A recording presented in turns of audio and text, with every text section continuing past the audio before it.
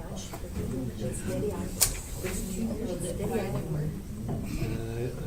been online virtual. We're ready to go?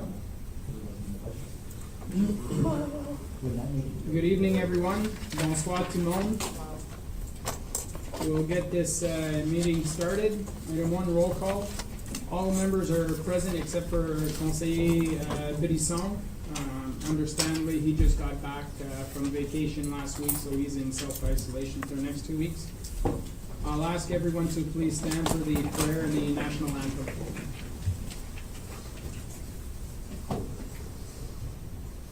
Attendu que le Canada est fondé sur des principes qui reconnaissent la suprématie de Dieu et la primauté du droit, prenons un moment de réflexion personnelle. Whereas Canada is founded upon principles that recognize the supremacy of God and the rule of law, let us take a moment of personal reflection.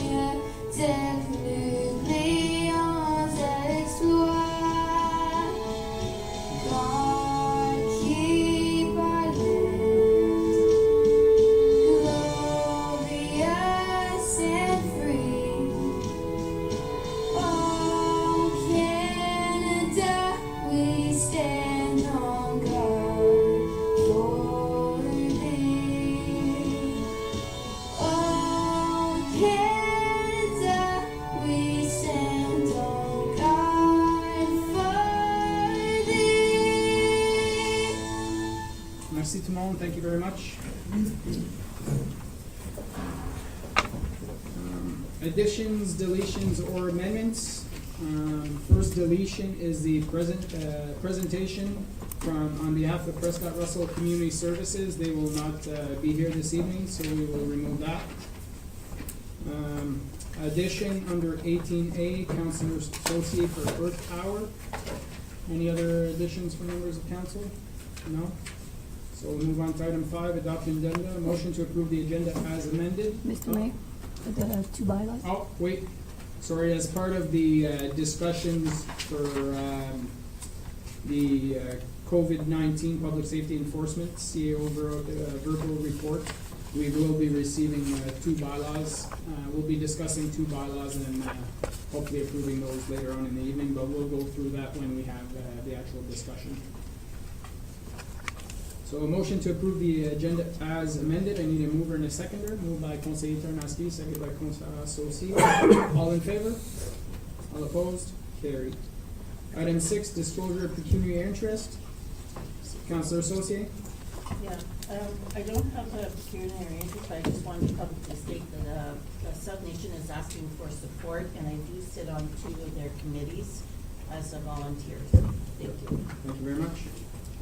Item 7, adoption of minutes, regular council minutes of March 2nd, 2020.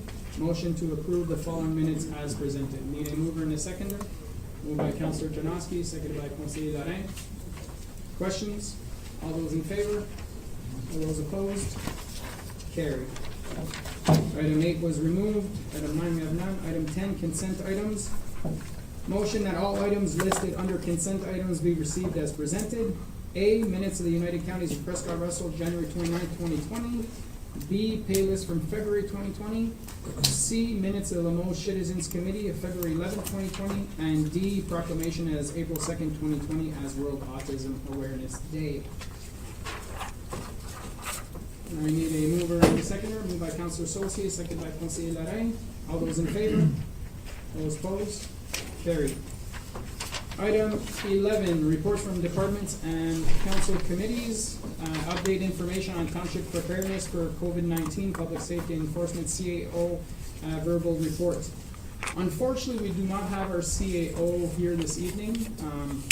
He isn't feeling well. It's nothing related to the COVID-19, but he wasn't feeling well in order to set an example and not come into work with trying to make everybody else sick. He thought it was best that he stay home, but he is watching us online, so we wave and say hi to him. So I will present some of the information in regards to the preparedness for COVID-19 as well. Madame Bourdeau, feel free to jump in anytime I say something wrong or you need to add some information. I think the first thing that we should say is that staff are doing a phenomenal job. We do have a pandemic plan in place, and they have met consistently over the last week in this regards. I think it's important to note, though, in our residents, for us to understand, our residents to understand, is this is a trying time. We're trying to maintain the levels of service we currently have as much as possible, but I think that it's normal that there will be reductions in service levels as we move forward. One of the decisions that the administration has looked at and is looking to implement, and hopefully looking for council support, is in regards to township services that we're no longer offering, whether it be the dome, the arenas, libraries. These are all public facilities that are now closed. So the staff have suggested that they will be either reimbursements or credits for those. For example, in the case of a gym membership or a walking pass membership, if we're closed, the dome is closed for 3-4 weeks, then we can simply extend that period of time to the person's membership. In regards to the arenas, ice time might be looking if either credits or reimbursements, whatever the administration can work with the organization or the people in charge. I think that's a fair statement. I don't want to, there has been in recent media attention and recent decisions by other municipalities on how they treat this going forward. I don't think we want to add any financial pressure to our residents by charging them for a service that we were not able to offer them. Similarly, daycare is a big example, right? We don't want to charge our residents for daycare services when we're not able to provide that function for them. Councilor Janowski? Have we started thinking about contingency finance intervention plan for those lost revenues or future lost revenues, I guess? Monsieur Godin, at this point in time, through you, Mr. Mayor, not at this point in time, not in details. We have discussed several topics of what could happen and what couldn't happen, but we don't have any specific numbers to present to council at this time. can we have let some employees go at this point in time? Maybe give us a little bit of information on that, because I know the federal government has put in place, has reduced the waiting time for EI so that people who are let go because of this, they can apply for EI. Is that correct? Through Mr. Mayor, so I'll defer to Mrs. Vidal, who would have more information regarding who's been let go. Perfect. Mr. Vidal. Thank you, Mr. Mayor, members of council. Most of our part-time staff, unfortunately, because all our facilities are closed, and along with that is the daycare services where we employ full-time and part-time. So they were told that tonight would be the final decision, but it would be very likely that they would have to apply for EI. We would produce a record of employment. Record of employment. Yes. And like you've mentioned before, the EI program has waived the 1 week of penalty, so they would be eligible right away. So, and also we've discussed with the treasurer if we could maybe do a special pay this week, so that they could pay more quickly, be paid more quickly and not wait next week, so they could apply on top of that a week earlier. So they would be, because next week they will still have 1 week of pay because they did work last week. So, Councilor Leclair? Our daycare, is it going to be the summer as well? it's full-time all year round. And would these employees have been people that would have continued to work had it been open, or is it seasonal type of employment? Before and after school is more seasonal because some of those employees are college and university students. So some of them will stay full-time for the summer, some of them won't. But you have the full-time at the preschool, those employees are full-time all year round. Okay. So the ones for the before and after school program, it's not a definite yes that they would be staying at the end of June, so. So my concern then is what happens if and when the schools come back before the end of the year and we have nobody to service the daycare because they've all gotten EI or they've gotten new jobs and now they're not available for us. What happens in that circumstance, and what would be the cost of just continuing to pay them right now? Mr. Godin, Madame Nicole? It would be unlikely because the reason is they'll be out of college and university like in about a month, not even a month. And now I've heard from Councilor Ternowski tonight that all college now is online. So, you know, either way, they could have found a full-time job mid-April. Because all of our students need to be 18 years and older. So most of our students are in college and university. So if they don't stay with us, they would have left like mid-April. So it's the same, almost the same scenario for us. If we go back on April 5th, let's say, like a week later, typically, they would have stayed for the whole summer, or they would have left us because their school is over. And most of them is like a part-time job while they're in school. So, but it's like this is the scenario we see all year round at daycare services. There's a high turnover in staff because of school schedules and. You know. What about your full-time staff at the daycare? Are those part of this group that are being laid off? Yeah, they'll be laid off too. Honestly, we've offered them some work, and all of them did not want to work. They said they were not happy, but they're content to go on EI for 3 weeks or until it resumes. So they were offered the Yes. possibility of doing some Yeah. work.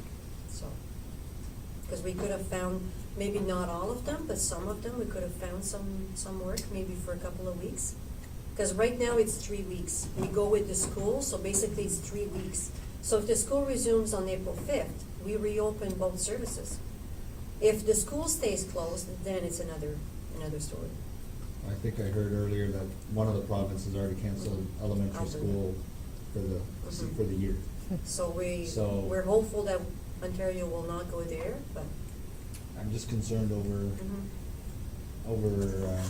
having qualified people be able to service. If I can reassure you a bit on this one, I think working at the daycare service under the Township of Russell, they have good working conditions, so I think that's reassuring for us because we know that we offer them good conditions and good benefits and pension plan, and so you don't have that in most of the daycares in Prescott Russell because we're the only second township that has daycare services. Every other daycare services is private, so they do not offer all those kind of benefits. Benefits. Councilor Ternowski? I just have a question from, just in terms of how do we connect to the video? Some people asking how connecting to the video and they can't seem to find the link. The link on the website? Yeah. So essentially. So the actual video itself to watch the. Yeah, when you go onto the website, there is a section for council meetings. Council meetings, and then you just click on the webcast button, and then the webcast will take you to YouTube. Okay, thank you. No problem. Okay. that point.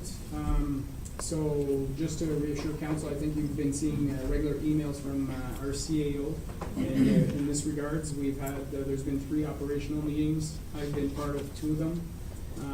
Just to council be aware that we had implemented some changes to City Hall. We're functioning at City Hall. That'll change slightly as of tomorrow. City Hall staff are still working, but the door will be locked, and we will be taking appointments only for if there's urgent matters. I think at this point in time, we have an obligation to our staff. We have an obligation to provide a service to our residents as well, but a lot of our functions now are able to be done online, through email, through telephone. So it'll be really by appointment only if somebody has an urgent matter that they need to see face-to-face with staff. And of course, staff will be, before going to that meeting, will be speaking with the resident and making sure they go through the checklist. Have they been outside the country? Is there any symptoms and that kind of stuff? But I think the staff are doing their due diligence on trying to minimize the effects of this virus. Councillor Tanoski? Are we able to offer services like virtual services? Virtual At this stage, service? like rather than just on the phone where I can have a face-to-face meeting with someone?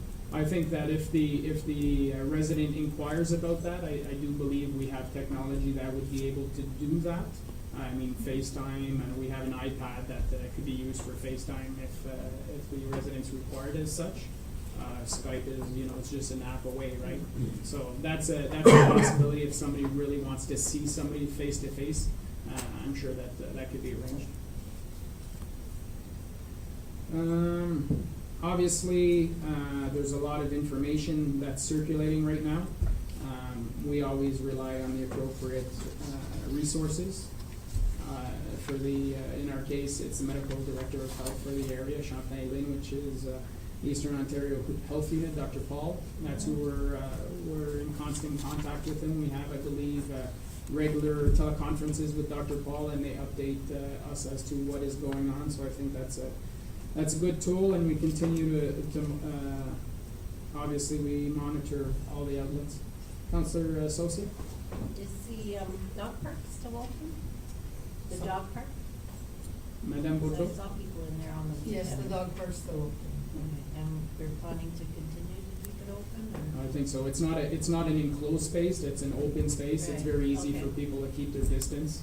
If we close it, it won't be due to this, it will be due to mud and Right, okay. spring. Just Yeah. the time of year. Okay, yes. Councillor Tanoski?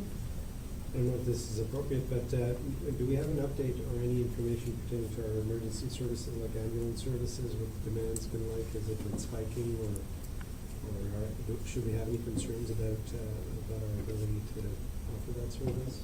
I think at the Prescott Russell UCPR level, they've been having constant meetings similar to what we've been doing here. There is some contact in between, but the paramedic services has been training for this same thing when they do their emergency management training as well. This is one of the scenarios that was discussed a few years ago, so they have planned for this type of event as well. Have we Seen a spike? I don't think we've seen a spike at this point in time, Madame Bordeaux. From what Dr. Paul has reported, we haven't seen a spike in the area. I've also been in contact with the UPP, and the same thing applies there. They're preparing, they're taking precautions, but they haven't seen an increase in call. Okay. One of the next items that I want to discuss on this subject is a volunteer registry. The administration and we've been discussing as to how can we prepare from a community standpoint. We've had a lot of inquiries in regards to the most vulnerable people in our community. I think that, we see on the Quebec side that they've indicated that they're requiring anybody over the age of 70 to stay home. How would the township deal with that if that was the case? So if council is in agreement that we, give direction to staff so that they can work together. There's been discussions with the library CEO as well about creating some kind of registry so that we could potentially have something in place if needed, down the road in a few weeks' time. Because we know right now it might not be an urgent matter, but if things continue down this path, it might significantly change, and it's better to have people ready to help out ahead of time and organized. Councillor Janoski? I just need to understand this better. So are we asking people over a certain age to register so that we can track them? I'm not exactly sure. No, this would be more in the sense where, for example, somebody wants to help out. They're here, they're not sick necessarily, but we've had organizations that are bringing groceries for somebody who's isolated. It could be something as simple as, these people are isolated, they could be alone in their home, they have no contact with the outside world. We might have volunteers that are just phoning people, checking in on them, how are you doing, having conversation, trying to stay connected with these people. So staff will work on what that plan will look like. But I think that it's important that we try and look ahead, be ahead of the curve on this one, because the last thing I want to, that I think we want to see is that, we're neck deep and we haven't thought of this, and then all of a sudden it's like we forget people in the background, so. Makes sense. Thank you. Councillor Sosi? Yeah, on that, and also maybe they could just, say they're in a vulnerable situation, like I know somebody right now who's sort of locked in the house, doesn't have family around, is an older gentleman, and that maybe they can then call and register that they've got, so we know that they need to be checked on. Yeah. And that kind of idea. Yeah, so there'll be the registry will kind of be twofold, one for people who are vulnerable, who need help, and the other for a section for those who are willing to help those in need. So it'll be, staff will work on that plan and try and get that going. Councillor Janoski? In light of this discussion, I know there's a few of the local businesses that are offering delivery and stuff like that, and I know they're publicizing that. They don't traditionally do that. Is there anything that we can do to further support that? We have a page for COVID-19 for our township, maybe? Our social media pages will be able to promote that as well. We're not going to type our own information, but the township will share information that is relevant to the community in this situation. So, if there's a grocery store that's posting that they're doing deliveries, something along those lines, that we will share on our page. If they're having a 2-for-1 special, for example, that's not something we're going to share, right? We're sharing stuff that has to do with something that's relative to this situation. So that's something that staff will be working on as well. Sorry. Councillor Janoski? So just to clarify, I guess I should have checked beforehand, but do we have a page on our township, from our township websites that's specifically addressing all the latest information on COVID? Yes. So, yeah. Yeah, we do have Okay, a so on that page, so if someone needs food or someone is shut in or needs help, like they know where to go. So on that page, we're Dates. there are updates. Just bring it up here. Contact info. Our posts are there. Just to make it like a one-stop shop for anyone that needs Yeah. help or resources, I think is a Yeah, good idea. I'm not sure if we can tie it into our social media page, because really the grocery stores and stuff like that, we're sharing their social media posts. But we do have a link to our social media page on the Facebook, on our website, so we might be able to link the sharing of the post there as well. Councillor Leclair? I don't know who's responsible, I'll ask Mr. Godin right now about it. Who's responsible for the township app? That would be communications, and we have been I've been getting notifications on my app for this. See, I've been getting no notifications, and I know I've got it set up to get notifications, Yeah. and I haven't been getting any. I'm not sure why. I've been getting notifications, I've been making sure that I'm getting the notifications. So, Monsieur Godin? Through Mr. Mayor, I'm not sure why that is, but I can definitely make a mention to Megan in charge of Yeah. the app. Okay, we'll have a look at that and see if there's anything we need to do on our end. I have inquired with the communication department though to see how many people are actually have the app. and it's very, very, very minor. It's mostly on our Facebook, Twitter, YouTube channels, and our newsletter has been, that's another thing we'll mention, we have a a newsletter that people can sign up for, so we encourage people to sign up for the newsletter. That's directly emailed to them specifically with this kind of information. And of course, the social media, we have Twitter, we have Facebook, Instagram, I believe, so we have multiple ways of communicating with the public. They just have to pick which way they prefer that communication and look it up from there. For members of council, in regards to committee meetings, I don't think there's, anything urgent with our committee meetings that we cannot postpone. I believe the only one that would be of significant importance would be planning. Obviously, we want to continue the business of the corporation as much as possible. We are a community that's in full growth mode, and if that slows down, possibly will out of our control, but if we're able to hold the meetings for planning, members of council, I think you two sit on the committee, but the other committees, the chair should contact the department head and see if there's nothing urgent, push it back. Councillor Janoski? If the meetings could be conducted virtually, without any, Yeah, unfortunately, the Municipal Act and the Planning Act don't allow for that. for a regular committee meeting, or perhaps, or? No, we don't have, it's not written in our committee bylaws that as an option. What happens in the Municipal Act is specifically in regards to council, the option is there for possibly virtually, but when a member of council is attending virtually, they don't count as quorum. So we could find ourselves in a situation that if we're doing it virtually, we don't have quorum for our meeting. The same thing, they would fall under the same, and if we don't have anything in our committee bylaw allowing for that, I mean, they only make recommendations to council, but is there anything so urgent that the committee would do virtually? I'm not sure, Councilor Lauder? I'm just gonna bring back the thought of researching the ability for council members to attend virtually. I mean, if anything, this shows us that there is a need for it. I'm sure that Councilor Brisson would probably be able to have attended the meeting tonight had he not been in self-quarantine. He could have done it from his house. We could have had him on the screen.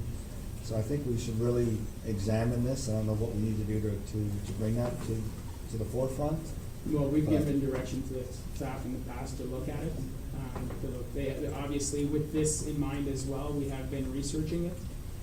But again, it comes down to, there's multiple rules in regards to how those who can attend a meeting virtually. Like I say, they don't count for quorum. They can't be involved in closed session meetings.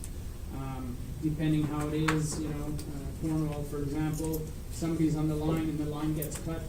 Do you try and call them back in the middle of the meeting, or they get, there's a lot of different, I think it's not I think there'll be a report that will come back on that subject specifically, what staff are looking and talking with the Ministry of Municipal Affairs on what the possibilities and the steps involved. Obviously, we need some equipment, video equipment to make it possible, but, something definitely we're looking at this point in time. Just as an example, there's something as easy as Microsoft Teams. You see the picture up on there. They can do it off your phone. You can do it off your iPad. You can do it off your computer. So I think that's definitely an option there. So just something to consider. And I think hopefully we can have something to council sooner rather than later, so that we can get this moving.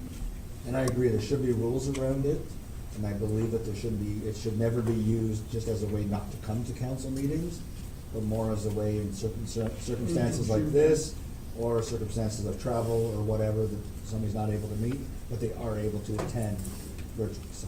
Right. Madame Tremblay? I just wanted to add that as well that the next planning advisory committee will be webcast. Webcast. Yeah, so we'll offer that option for that specific meeting, and we'll decide afterwards if this is something that we want to pursue, but for this one, it will be webcast. Right, just to have so residents have the option of watching from home and sending their comments in Love it. afterwards. I think they should all be done. Councillor Janoski? So just to clarify, so I know we use a technology called Zoom at the college. We had a meeting with 100 some odd people, and we're all more or less face to face talking, but virtually.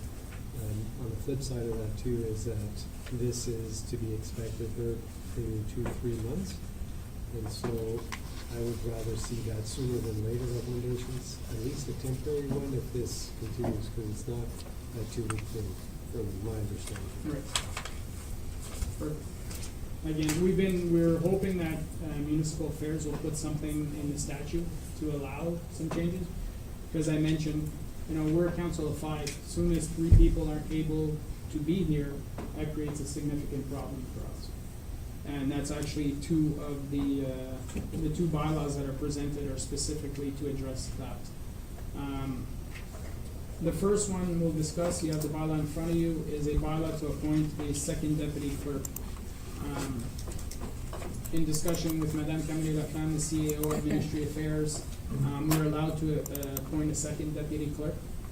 Our deputy clerk is outside of the country right now, which means that when she does get back, she'll probably be self-quarantined for 14 days, and we'll see where it goes from there. But in the meantime, we thought that was prudent in this case that we would appoint Monsieur Leduc as a deputy clerk.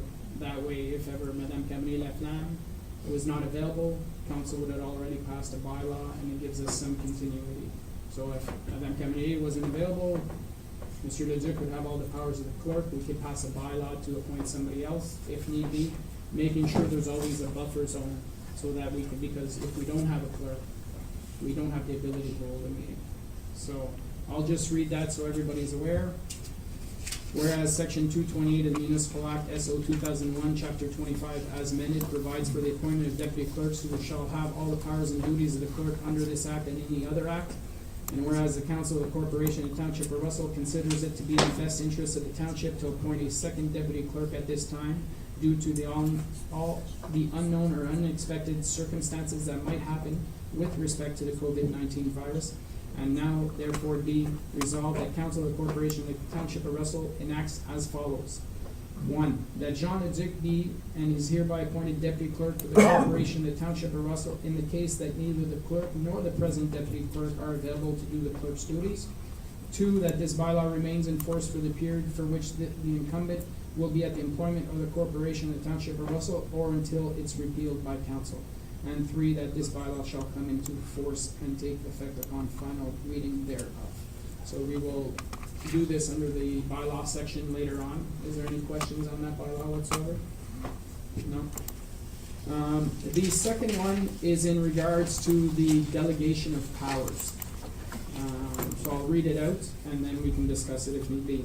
Whereas Section 5 of the Ontario Municipal Act 2001, SO 2001, Chapter 25, as amended, provides that a municipality's power shall be exercised by its council and by bylaw. And whereas Sections 9 and 11 of the Ontario Municipal Act 2001, SO 2001, Chapter 25, as amended, provides powers and broad authority to municipalities to establish bylaws to govern the structure of the municipality and its local boards. And whereas Section 271(6) of the Municipal Act, SO 2001, Chapter 25, as amended, provides that a municipality shall adopt and maintain policies with respect to the delegation of its powers and duties.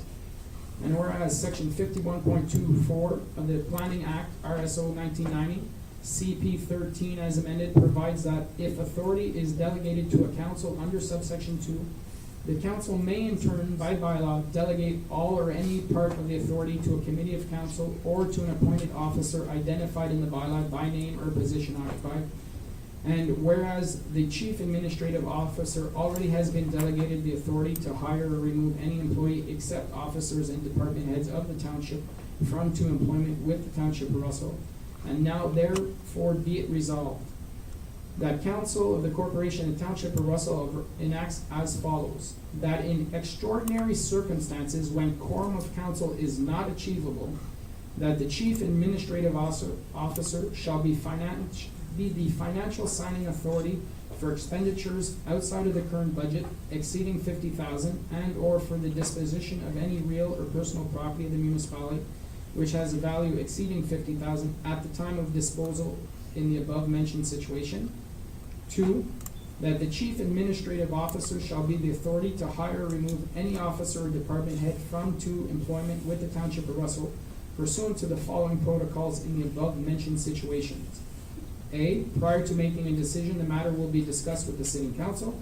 B, if due to the urgency of the situation, a decision must be made prior to discussing with the sitting council, the CAO will proceed with the decision and inform the sitting council at the earliest convenience and incorporate any subsequent permissible revisions. 3, that the Director of Planning, Building, and Economic Development be authorized to approve and sign subdivision agreements in the above-mentioned situation. And 4, that this bylaw shall come into force and take effect upon final reading thereof. Essentially, this is similar to when we have a lame duck council situation where we put this in place. Again, we have one member of council who is not here tonight. If we ever fell to 2 members and we're no longer able to have quorum, this helps soften some of the decision by delegating the powers in that situation. Madame Commandé, I believe we have some subdivision agreements that are coming up shortly. Obviously, these, our builders are waiting for these to be signed so construction can continue for the construction season.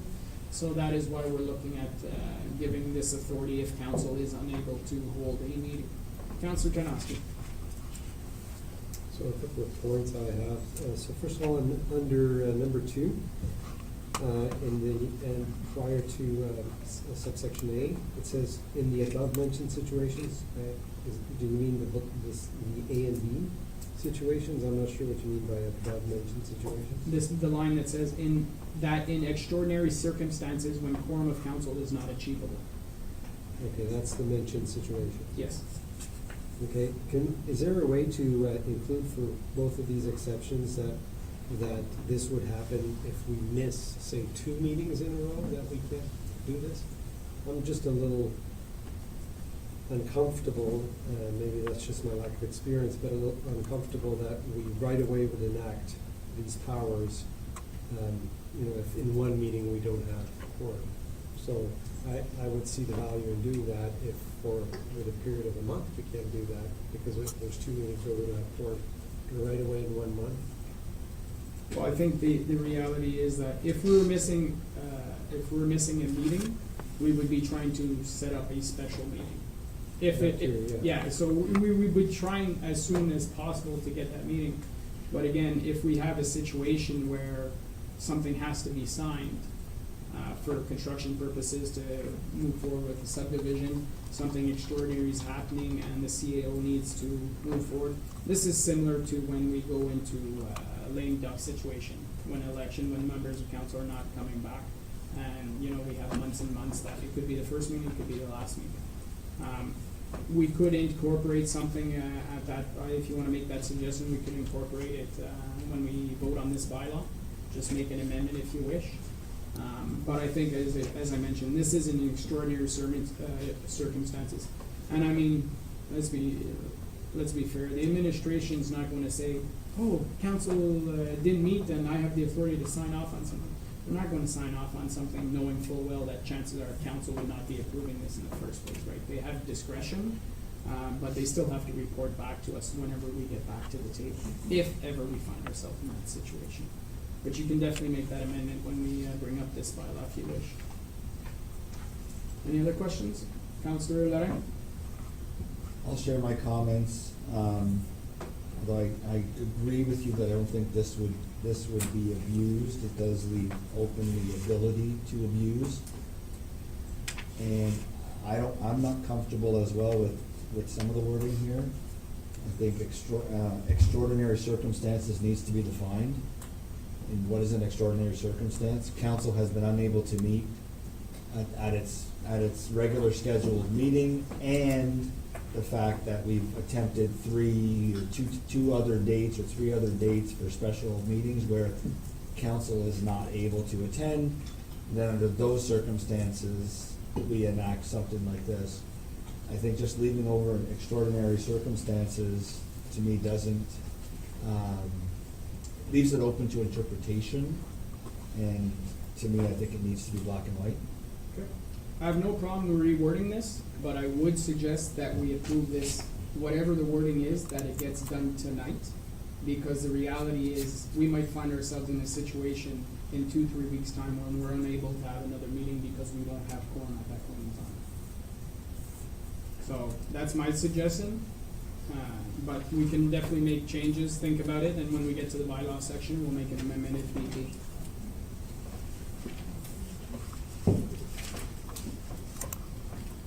Madame Bourdeau, is there anything that I missed?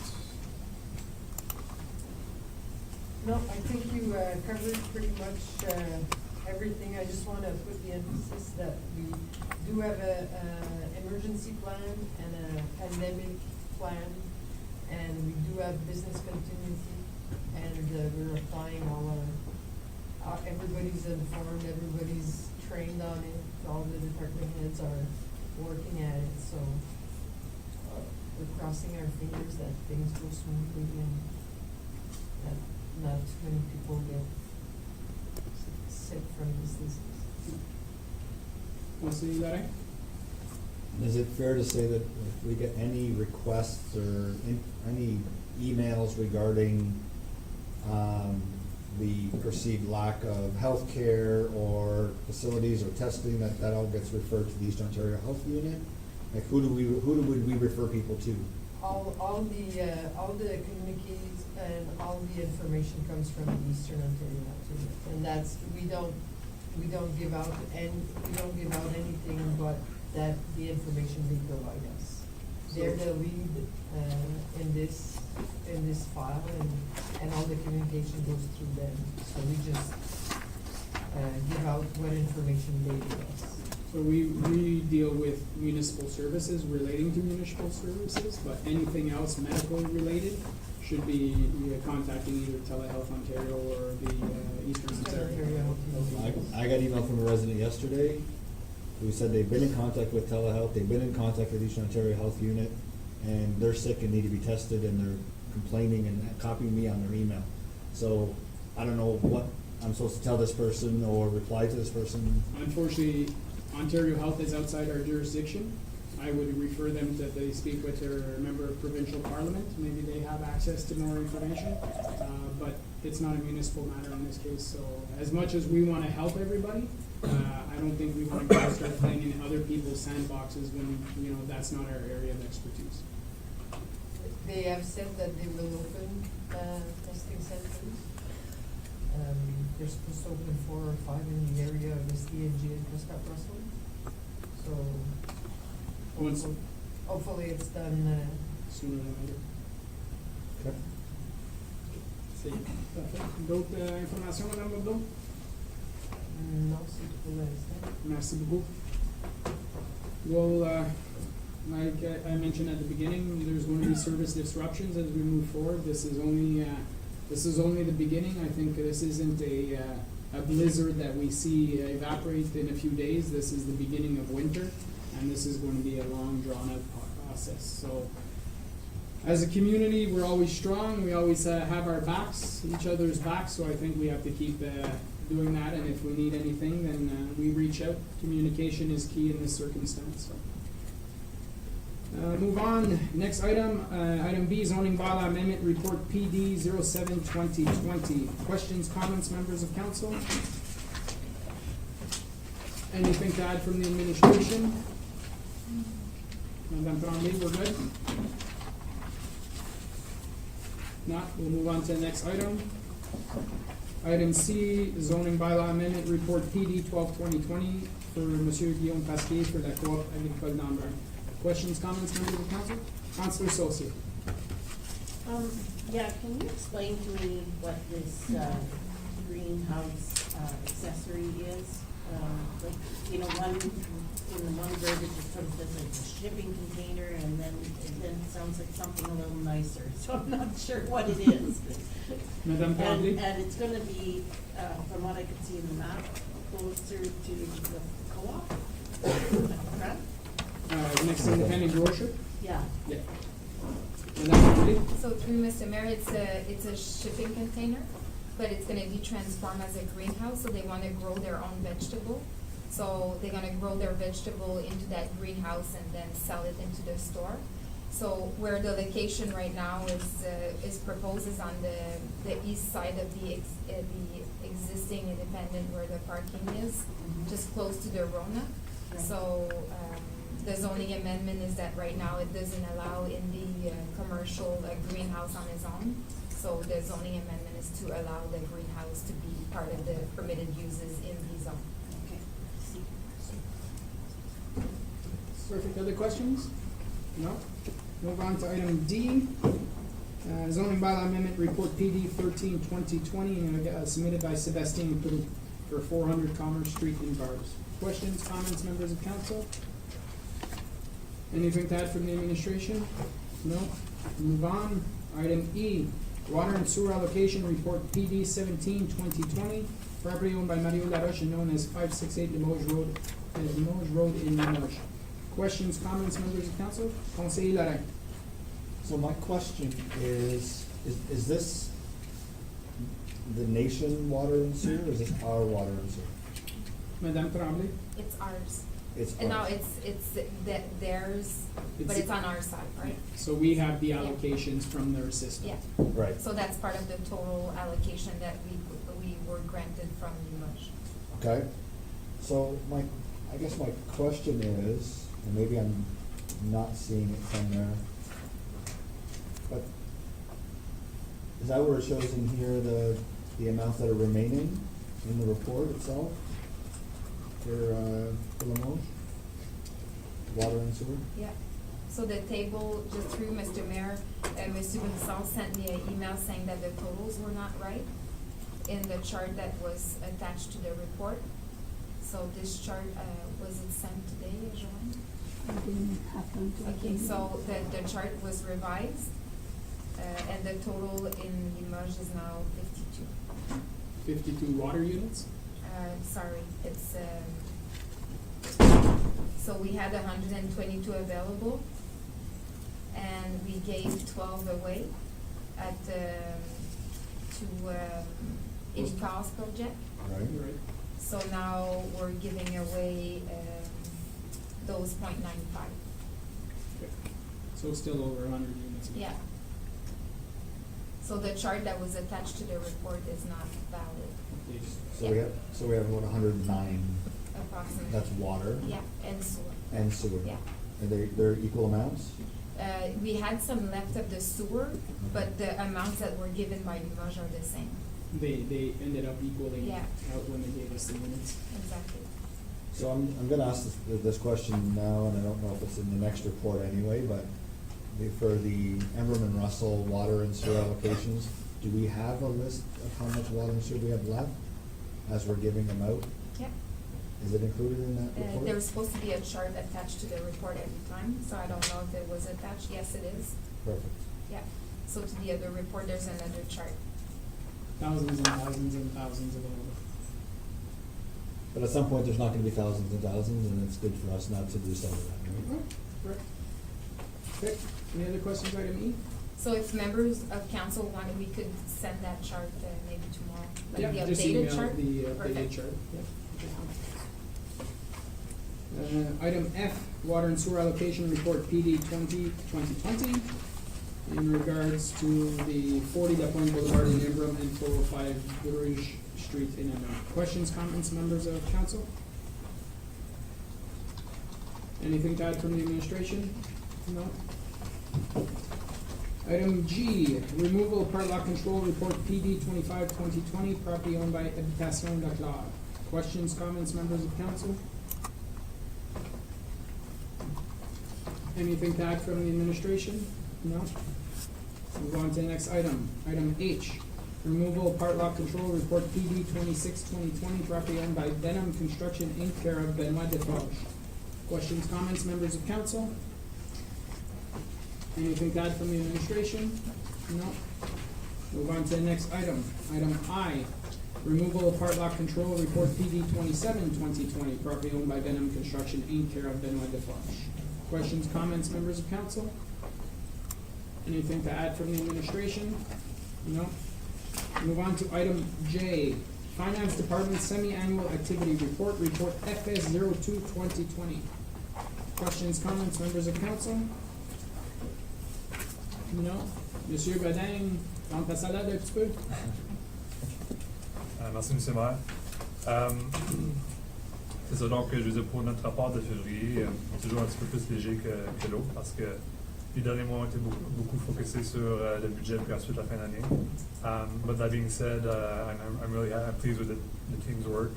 They've been working hard on a lot of projects, and looking forward to keep moving forward with those projects in the upcoming months.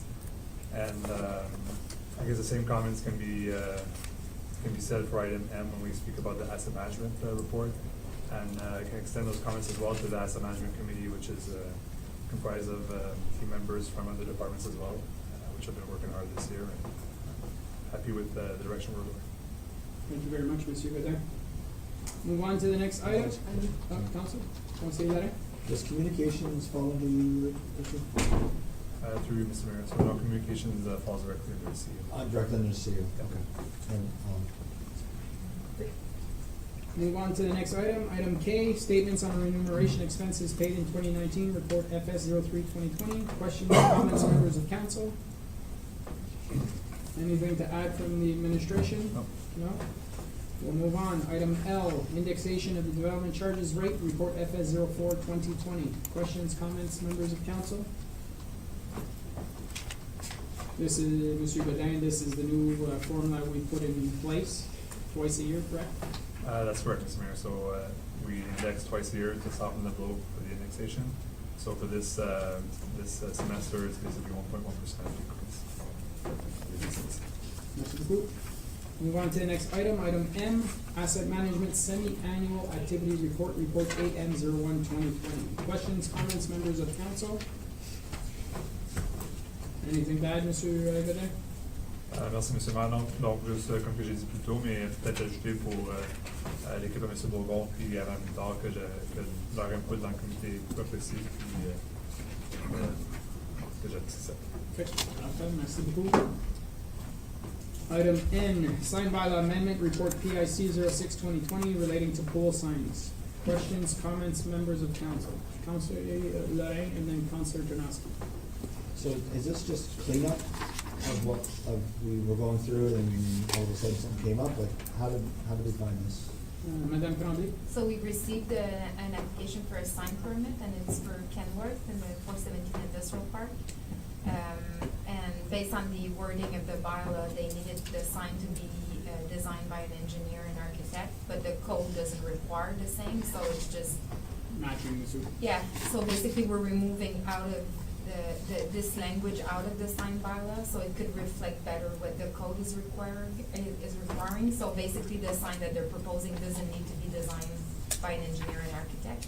So that's why we're making the change in the sign bylaw, so they don't need to provide that requirement. Making it easier for the business. For them, yeah. Happy with that? Councilor Janoski? So I just wanted to confirm that this has no impact on any potential liability issues for us or anything like that. We're still protected. Madame So Tremblay? through Mr. Mayor, again, it's just basically to follow the code's requirement. So the code is requiring that if it's higher than 7.5 meters, then it needs to be designed by an engineer, and this one is not. So it's just whenever it falls under that height and that size, then the code will supersede our bylaw. So right now, the bylaw is more restrictive than the actual code. Building code. Yeah. Okay, perfect. All right, we'll move on to the next item. Item O, grader replacement report, ISPW 04-2020. Une belle surprise, Monsieur Bourgon? Merci, Monsieur le Maire. So at budget discussion, I shared with council that we were looking at leasing the new piece of equipment.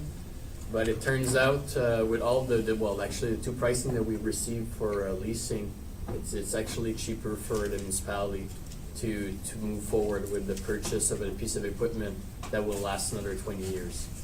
So Caterpillar made an offer that if we do a commitment to own that piece of equipment for at least 9 years, well, they reduced the price by almost $50,000. So that's why we're in front of council tonight to recommend the purchase of that piece of equipment. Perfect, merci beaucoup, Monsieur Bourgon. Questions, members of council? No? On va continuer. Oh, no, sorry. Item P, tree giveaway report ISPW 05-2020. Questions, comments, members of council? Councilor Associate? I'm happy to see that we'll be doing this again at our hazardous waste day. And so I just want to make sure that we do get the word out that, hazardous waste day will be coming out. I'm assuming that can go ahead because people are in their cars, but they don't have to get out. And then that the trees will be available at that event. Okay, thank you very much. Quelque chose à ajouter, Monsieur Bourgon? No? We'll move on. Item Q, relocation of municipal drain report ISPW 06-2020. Questions, comments, members of council? Conseiller Tomaski? Just wanted to question if it impacts the ditch on the west side of that, like what's the impact on the ditch there? Monsieur Bourgon? Basically, like in order to proceed with the road as we plan and to match the piece of property that we're sold or being sold, we need to move that ditch within our road, an existing road allowance. So basically, to appoint that firm that's to follow the Drainage Act. So that's why we're in front of council and we couldn't just award that contract to them, which still follows our purchasing policy. But we need to be in front of council to appoint them to follow the proper procedures of the Drainage Act. D'autres questions? We'll move on to the next item. Item R, roundabout at the intersection of St. Pierre and County Road 28, report ISPW 07-2020. Questions, members of council? Councilor Associate. Yeah, I just wanna make sure I have it right from the map, exactly where the circle is gonna be. So is it up near the KC restaurant? Yes, that's correct. Yes, so it's going to be there. And isn't there already a light there? There's a No? light further up at when you Further get up? off the highway. And the other question I had was, it said something about moving St. Pierre more east. How do we do that? Monsieur Bourgon? Merci, Monsieur Maire. So, UCPR, so the counties are actually, will need to acquire some land in order to allow St. Pierre Road to shift more east. So we're not talking about the full road, but only like a few hundred meters. Oh, okay. So if you look in the package, there's actually a diagram in part of one of the appendix. So you'll see exactly how we're going to realign that curve from the intersection. And does that affect anybody or? It'll be in conjunction with the landowners. Mm-hmm. And plus, like part of that new alignment will affect our park and ride, which will, with the same effect, move east as well. Yeah. Okay, merci. Other questions? Councilor Knosky? And just as a commuter, I'm just very excited to see that happen. That's awesome. Looking forward to it. And what are we doing to mitigate disruption during the construction of that? That'll be part of the tender, Monsieur Bourgon? Yeah, so part of the tender, that will be a project that will be phased, so the contractor will have to maintain traffic, so there's gonna be working on one side, then shift to the other side. So as soon as we get more information from the design, tender, timing, I'll be able to report back to council with more information. Parfait. D'autres questions? Move on to the next item. Item S, festival license for a special event with alcoholic beverage. Report PR 06-2020, Russell Ag Society for the Russell Fair. Questions, comments, members of council? Councilor Lorraine? I know this one's pretty standard, we do it all the time. I'm assuming that there's nothing in there yet for cannabis use in these event licenses yet. I know that the government had stated there was gonna be some special event permitting at some point. I'm assuming this doesn't take that into account. Monsieur, Madame Bourdeau? Can you repeat the question? Yes, at some point in time recently, or the last whatever time period, the provincial government had stated they were coming up with special event licenses for cannabis events, or to allow for cannabis use at special events. I'm assuming this request excludes cannabis requests? I believe so, but I'm not 100% sure. Can we find that out before we approve this? I know it'll make a difference for me. Madame Dupont? Thank you, Mr. Mayor, members of council. This report is under my department, so I recall last year, one of the executive member did mention that they did not want to go there, so this liquor license is only for liquor, it's got nothing to do with cannabis. It's a special occasion permit, and it has nothing to do with cannabis. So if they want a cannabis special event, they have to apply for another license. And as I recall last year, because last year they could have had cannabis on their property and they made sure that they didn't have it. So I don't foresee anything coming back here for that. Another for request for that kind of license. Yeah, and honestly, I'm not sure if cannabis will be working the same way as a liquor license, because right now, we're just supporting their request for a special occasion permit, because it's their land. So I'm not sure if cannabis, they need support of council. Well, it's a of special township. occasion permit as well. Oh, so maybe they do, but They like already I made said, their like request. last year, they did not wanna go there, so I don't foresee that to the thing. So at this point in time, though, this one is strictly in It's regards to strictly for alcohol. liquor. Okay, perfect, thank you. Other questions, members of council? Move on to the next item, item T, Water and Sanitary Sewer Annual Operations Compliance Report, Report ISWAT WW 02-2020. Monsieur Bourgon.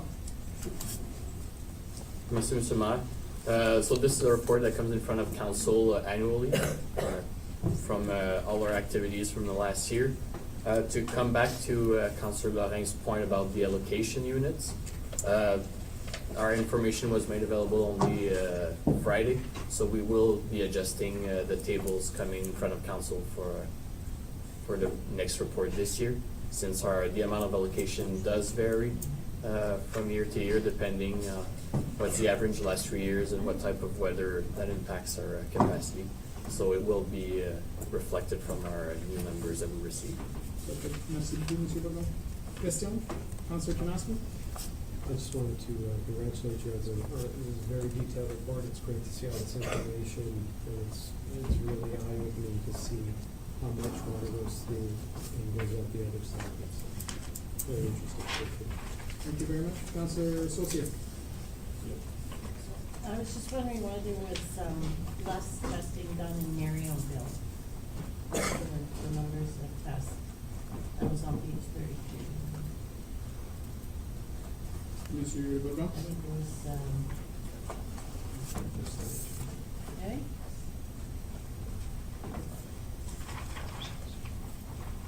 On page 33, you said, Councillor Associate? The amount of times I was tested. Yeah. I thought it Like was Russell and Emmer it's a were the ratio. same. I thought it was Oh, a usage problem. Monsieur Bourgon?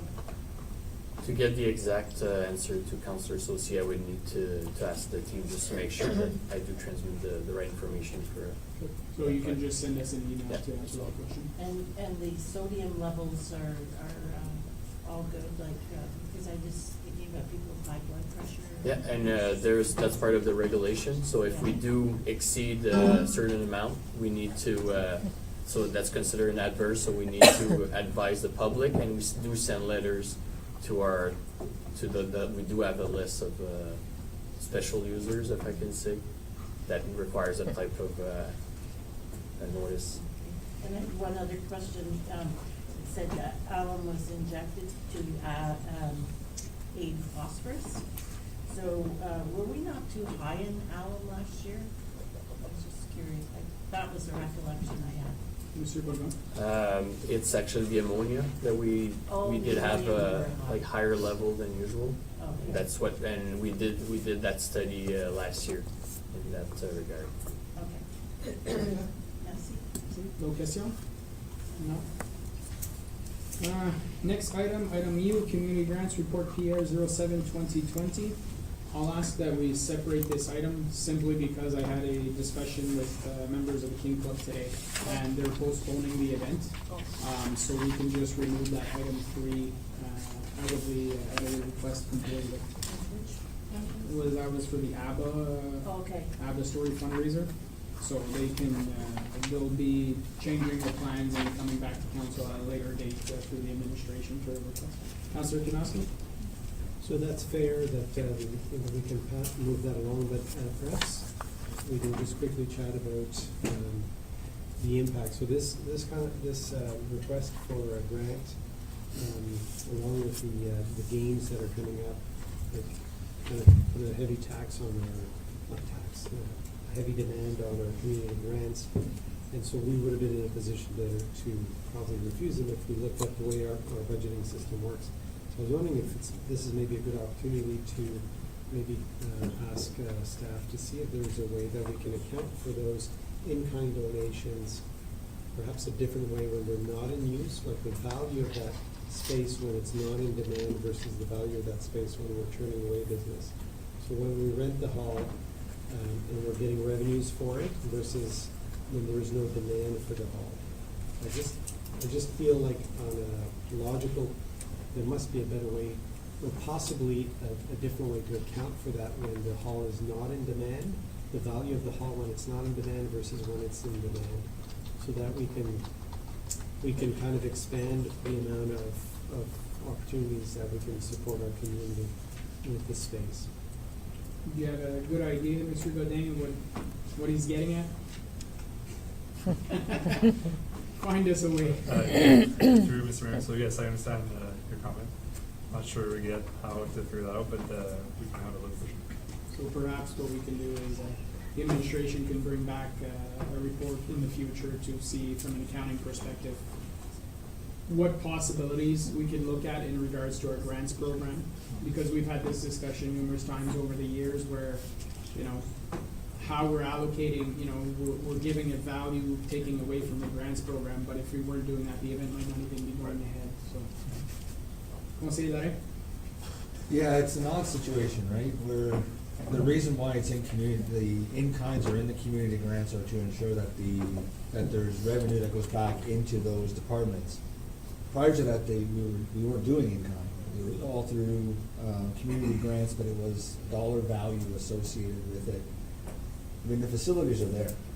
People are there. We're paid for them. Can we offer more? We probably could. Just, are we offsetting or are we not offsetting for the cost of that facility during that time? And that's what we, you know, over the years, since I've been on council, we've always asked this, that we've come back and asked that. Bill would say the same thing when we asked about, you know, when we're asked to go to an event and ask for security or the bike events, the walk events and all that stuff. Well, that's additional time that we've never accounted for. So we've actually tried to account for this as much as possible.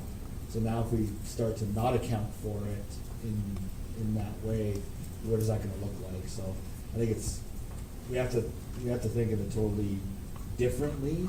And I don't know how you're gonna do it, Mr. Godin, but I think it's a very difficult thing to do, right? The only other logical thing to do is to increase the amount of community grants in kind. And if nobody uses it, then it remains as a surplus year in, year out, right?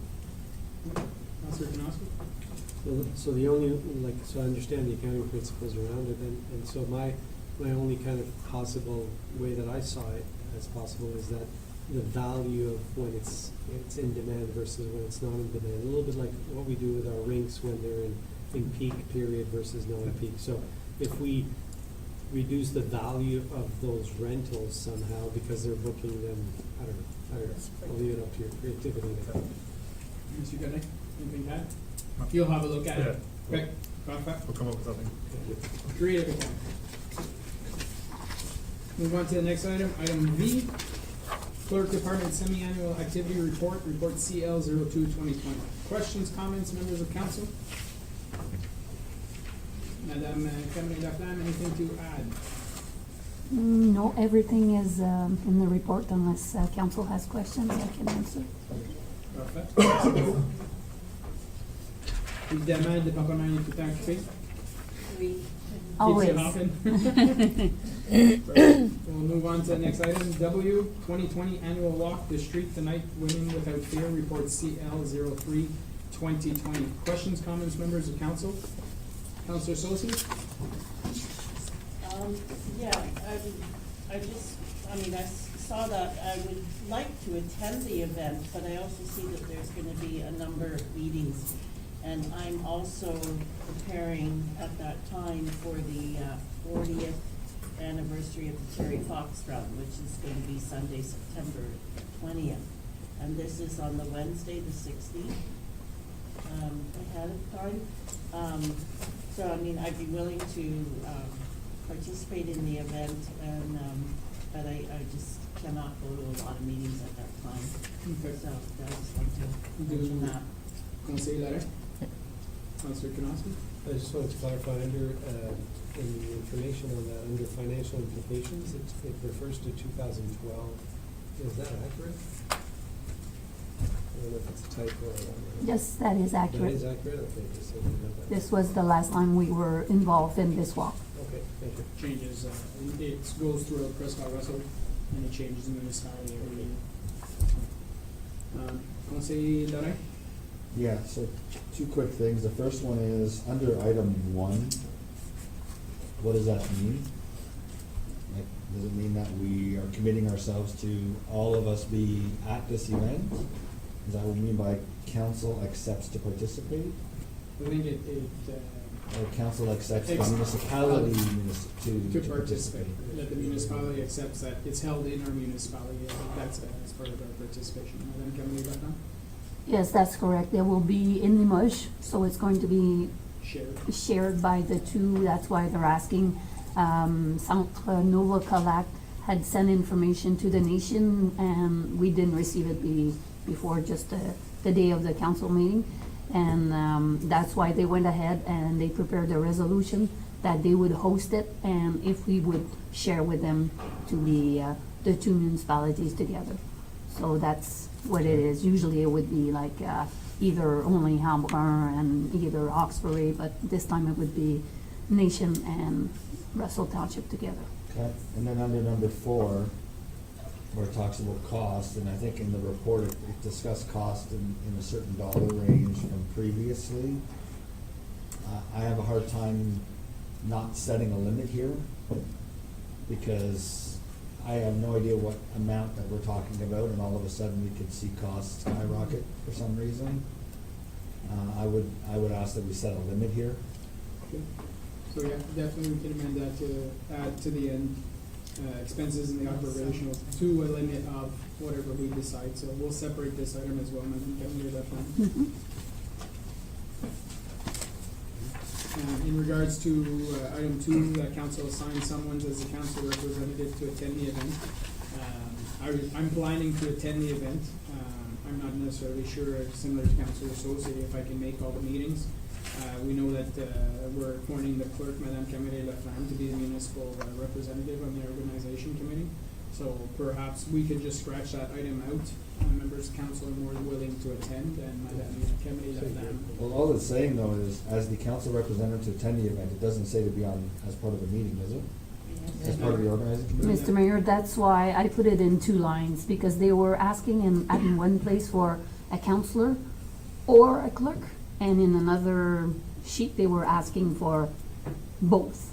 So I called both of them, and what they do is, that's why I put this line, if one council member at least can go, that would be the representative from the municipal council. If not, well, the staff will be there, but, so that's why it's in 2 parts. And I suggested my name as the person on the organizing committee, because I don't see like council members going during the day and having a couple of hours to go discuss where it will be held, at what time, what kind of gifts will be given. So that was my suggestion, but it can be changed if a council member wants to attend instead of me. Yeah, well, essentially by having it this way, we have the ability to remove it to item 3, where it was written together, so that's why Madame Camille Laflamme separated the 2, so at least we can take one out if we wish. And at least one council member can be there. That's why I put line for the number 2. But again, do we have to indicate somebody will be there? I think, if we're all able to make it, great. Just say that we support it. Yeah. So if we will be able to take that out, and that'll be a separate item. Any other discussion on this item? No? Move on to the next one, item X. Corporate Services Semi-Annual Activity Report, Report CAO 03-2020. I'm not sure if members of council had any questions in regards to the CAO report. If there's nothing urgent, Mr. Leduc is watching, but you'll be able to send your comments to him via email if there's any questions on that report. Move on to the next item, item Y, Conservation Authority's Verbal Report CAO 2020. We have the resolution before us. Any questions in regards to the conservation authorities? That essentially they're looking for our support counselor associate. Yeah, I just wanted to mention that the deadline has passed for the, it was March 13th, to send a letter, but I mean, we can still send a letter of support Yeah. for, like the Nation did. Yeah. Yeah. Okay, perfect. Anything else? No? Okay. Item 12, reports from investigator of the ombudsman. We have none. Notice of motion, we have none. Item 14, question period on meeting of the day. If anyone has a question, please come up to the lectern and ask your question. State your name and address for the record and ask your question. Charles Armstrong, 85 Castle Bow in Ember. It's concerning item 11A, that's the planning. Just, is it possible to have like a synopsis of the township's emergency plan published on the website? You have Yeah, on a the site there? On the website, the emergency Yeah, plan is there. the synopsis of what would happen in the event of type thing. Okay, Madam. In the event, sorry. In the event of. So you do contingency planning. In the event of this, you would expect that or whatever, but, and. You want an executive summary of what's in the emergency plan? Exactly. Yeah, not all the detail. I mean, the detail of any planning would run too many pages, and most people would never read it anyway, but a synopsis would be, or an executive summary would be, in my opinion, excellent at fostering public confidence in municipal government, being prepared for any eventuality.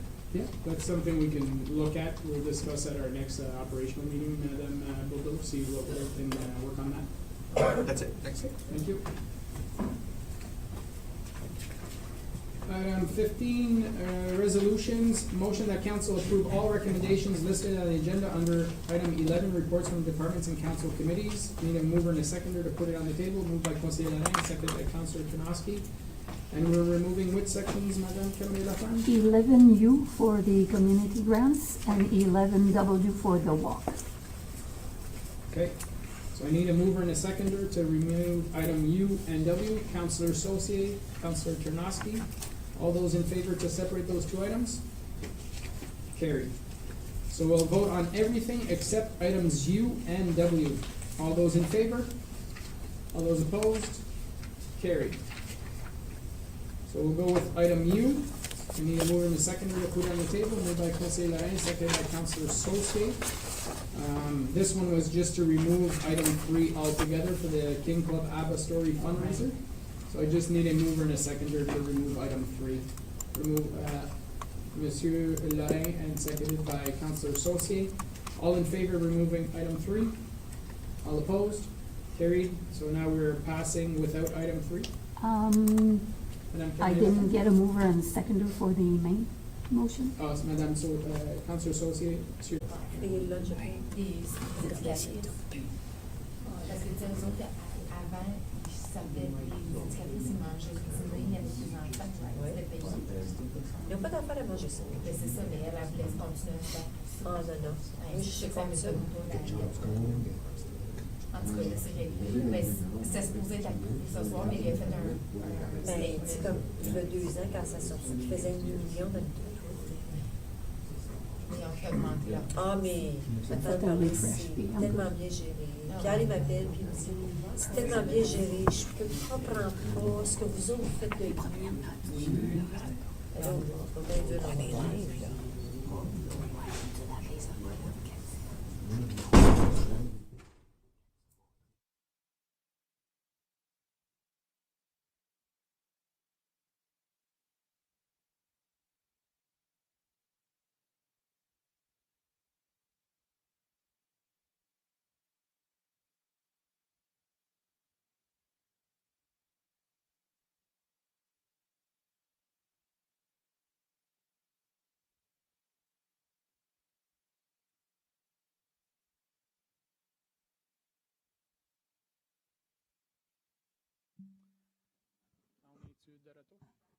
We're back on.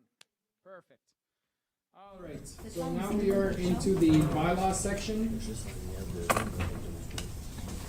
I just want to make sure you're. So So we're going to be separating some of the bylaws, Madame Sylvie Leclair, or these aren't listed, they're afterwards. So we can still do 2020-27 to 2020-35 inclusively, and then we'll deal with 35 and 30, or 36 and 37 afterwards. Yes. So, need a mover and seconder for the bylaws? Moved by Conseiller Larin, seconded by Councillor Ternosky. All those in favor of 2020-27 to 2020-35, raise your hands. All those opposed? Carried.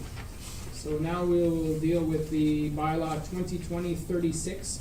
This one was being a bylaw to appoint a second deputy clerk. I need a mover and a seconder, moved by Councillor Ternosky, seconded by Councillor Associate. All, questions? All those in favor? All those opposed? Carried. Bylaw 2020-37, I need a mover and a seconder to put it on the table. Moved by Conseiller Associé, seconded by Councillor Ternosky. Questions, comments, amendments? Councillor Larin and Councillor Ternosky. I'd like to add at the end of the, I guess, the, above mentioned situation, so that in extraordinary circumstances when quorum of council is not achievable, to add in there, after having attempted 3 times to hold a meeting or a special meeting, that would be what's considered, extraordinary circumstances. So an example would be, we tried to hold a regular council meeting, 2 weeks from today. We're unable to do so because 3 members of council are in quarantine, as an example. We tried 2 other times to hold special meetings so that we can have quorum, and we're unable to find those dates, that would constitute extraordinary circumstances to invoke this. Okay, so essentially just adding after 3 attempts. Yep. Do I have a seconder to support that? Yeah. Councillor Associate? Can I ask a question about it? Yeah, definitely. It's on the table. You can ask a question. My only concern about 3 attempts is those 3 attempts could be made consecutively, today, tomorrow, the next day. And that means that they've exhausted those 3 attempts, then they can move forward. Can we not put a period of time, say like if we can't meet like within a month, like regardless of the attempt? So like putting the 3 attempts to me is like, it's easy to circumvent if that was the intention. I'm not saying that would be the intention, but just to kind of protect ourselves. Councillor Larin? What about 3 attempts within a 2-week time frame? Within a 2-week time frame? Because we meet every 2 weeks essentially, and sometimes even 3 weeks, depending on how the calendar runs. Like I think we're meeting today, but we're not gonna meet again until April 6th. So that would be a normal course of time frame. So, Good. That's a, Councillor Ternosky? so within the 2 weeks, that means that it would be in like to meet more often than we would have normally met. So I would think that it would be after 2 weeks. Do you know what I mean? Like, if we're asking within 3 times within 2 weeks, like we already meet within 2 weeks and that's a regular meeting. And so if there is something urgent that comes up, I would suspect that it would be outside of that 2 week, like it's taking more than 2 weeks to have that meeting. Right, but if in this case, for example, we have a meeting in 2-3 weeks from now, something were to come up that needs to be addressed, members of council are not able But to that's be, more than 2 weeks. it could be not necessarily. If all of a sudden, next week we're all quarantined and something needs to be done, and, But the reality is we would have normally waited at least another week to get to our meeting. right. So my point is that. And then a few days after that, we try, or a week after that, we try. Yes, so that's my point, is that it should be, it's not necessarily within 2 weeks, because within 2 weeks is a regular meeting anyways. So it has to be an extended amount of time to cause an extraordinary measure, really. I'll say that. what about with 2 attempts after the postponement of a regular council meeting? Beautiful. Okay. So it could be the Monday we're supposed to have our meeting, then technically it could be the Tuesday, Wednesday we try and have the meeting, that's not happening. That's fine. Yeah, the idea is we missed a regular meeting. We missed a regular meeting of council, we tried 2 attempts at special meetings, they weren't available. then we can invoke this. Okay, so that extraordinary circumstances where quorum of council is not achievable, after 3 attempts, in brackets, including 1 regular council meeting. That would be fine? I'd be fine again. Okay, Councilor Kanowski? I'm okay with that part. I do have some clarification question. As I was reading through the whereas, the 5th whereas, I'm not sure I understand the reason for it to be there. Is there, because it talks about the chief administrative officer has the ability to hire fire. Like, what's the point of putting that there? So that's there to state that he has the power to hire or fire everyone except officers and department heads. So what's the point of putting that Well, it's there? because later on, we are giving him that ability. Why are we doing it? Why is that changing? What does that have to do with this extraordinary circumstance? I'm not clear. This is the same thing that's used at every time that council goes into lame duck. It was essentially a copy and paste from the bylaw when we put that in place. But that's to saying that if ever there was an extraordinary circumstance and he has to make a decision in regards to a department head or an officer of the corporation, he would have that ability to hire or fire. Does he not have that ability now? No. At the department head level and officers of the corporation, it's council that give approval. Okay. So do we see it an extraordinary circumstance where we need to include that in here? Or I'm a little concerned that if this is what this implies, this is possibly not the best time to kind of start. I'll give you a scenario. Discussing. God forbid, with the current situation, one of the administration pass away. And council is quarantined and there has to be changes made to the organization. We're not able to have a meeting. Do we want some continuity, the administrator, to make that decision? Well, they can appoint an acting person in that position until we do meet. We That's usually, not hiring them, they're just appointing someone to take responsibility. It's an acting position. I'm not sure if we have that, if it's council in the past. Correct me if I'm wrong, Monsieur Lorraine, but in the past, council has approved acting positions as well. Yeah, so even an acting position, I believe, has the direction from council. Anything at the department head. Head level. Department head or. was it, Administration, Yeah. officers, which would be the clerk position, for example. Yeah. Now we're moving from, we're getting, in this exception, we're adding this kind of authority to that position. Which has always been given in the past. It's nothing new. As I say, whenever council is changing over, that authority has always been given. At the end of a lame duck council, or when a council goes lame duck. Okay, but we're not going back, that's the point. No, but we might be in a situation where we don't have quorum. No, but my point being is that, yeah, so I'm just concerned that this may, at this time, during this situation, this may kind of may concern some of the department heads unreasonably, you know, and I don't know why we should have it there. Okay. Councilor Lara? I just have a question on number 2A. So it says, prior to making a decision, the matter will be discussed with the sitting council.